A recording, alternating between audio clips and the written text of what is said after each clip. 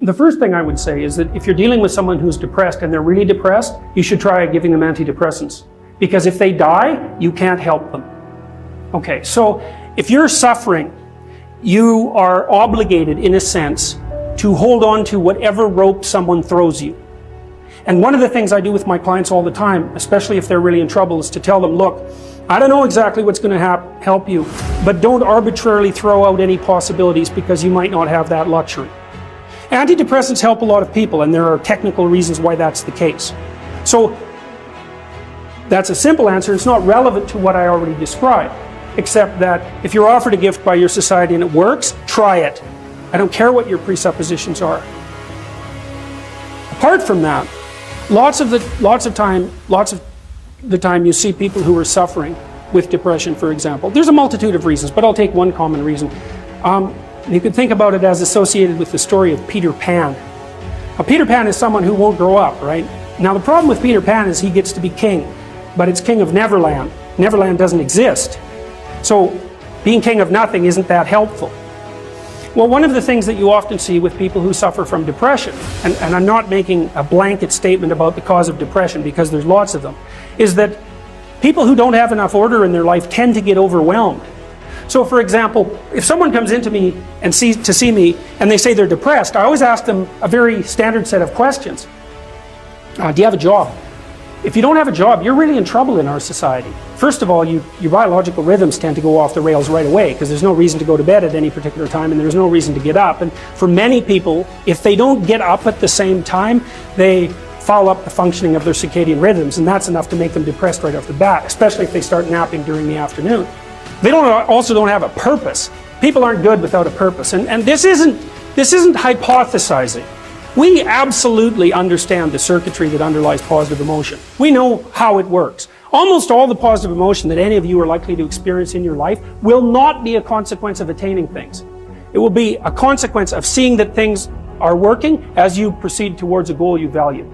That's completely different. And you need to know this because people are often stunned, for example. They finish their PhD thesis and their presupposition is that they're going to be elated for a month. And often instead they're actually depressed. And they think, what the hell, I've been working on this for 7 years and I handed it in and what do I do now? And that's what depresses them, right? It's the what do I do now? Well, they're fine if they enjoyed it, pursuing the thing. As long as it was working out, they get a lot of enthusiasm and excitement out of that because that's how our nervous systems work.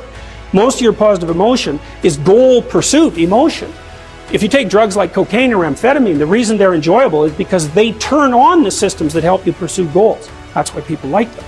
So if you don't have a job, you got no structure, that's not good. Plus, you tend not to have a point. So you're overwhelmed by chaotic lack of structure and you don't have any positive emotion. Well, do you have any friends? So sometimes you see people who are depressed, they have no job, they have no friends, they have no intimate relationship, they have an additional health problem, and they have a drug and alcohol problem. My experience has been if you have 3 of those problems, it's almost impossible to help you. You're so deeply mired in chaos that you can't get out because you make progress on one front and one of the other problems pulls you down. So one of the things I tell people who are depressed is like, don't sacrifice your stability. Get a job, even if it's not the job you exactly want. Get a damn job. You need a job. Find some friends. Get out in the dating circuit. See if you can establish an intimate relationship. Put together some of the foundational items that are like pillars that your life rests on. Well, that's the practical thing to do. So that's one example with regards to depression. Well, the thing is, you don't just launch it on them, you got to negotiate with the person. And you also got to teach them to negotiate with themselves. And this is something that's very useful to know. You can tyrannize yourself into doing things, but I wouldn't recommend it. What I would recommend instead is that you ask yourself what you're willing to do.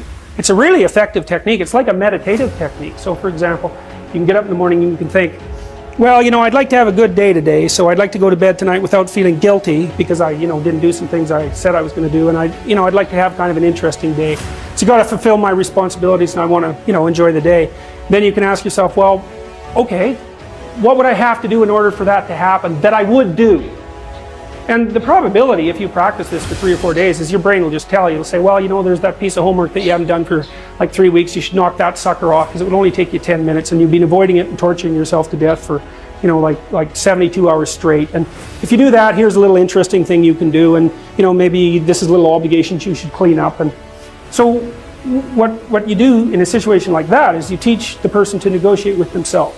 Say, well, let's figure out what your aims are. You got to have some aims, whatever they are. And they might say, well, I'm so depressed I don't have any aims. And then I say, well, pick the least objectionable of the aims and act it out for a while and see what happens. Because sometimes your emotional systems are so fouled up that you have to pretend, you have to act the thing out before you can start to believe it. I mean, people always assume they have to believe and then act, but sometimes that's true and lots of times it isn't. So the trick, if you're doing therapeutic work with someone and you're helping them establish a structure, is to find out what they'll do.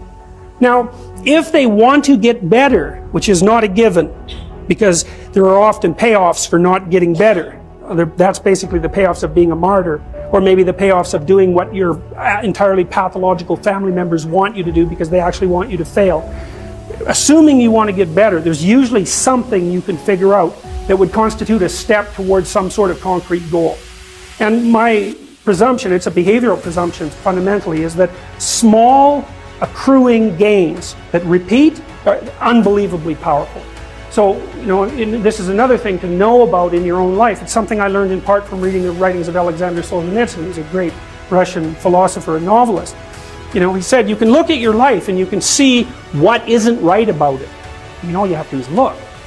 And then you can start to fix that. And the way you fix it is by noticing what you could in fact fix. People are often trying to fix things they can't fix, which I would not recommend, because if you try to fix something you can't fix, you'll just ruin it.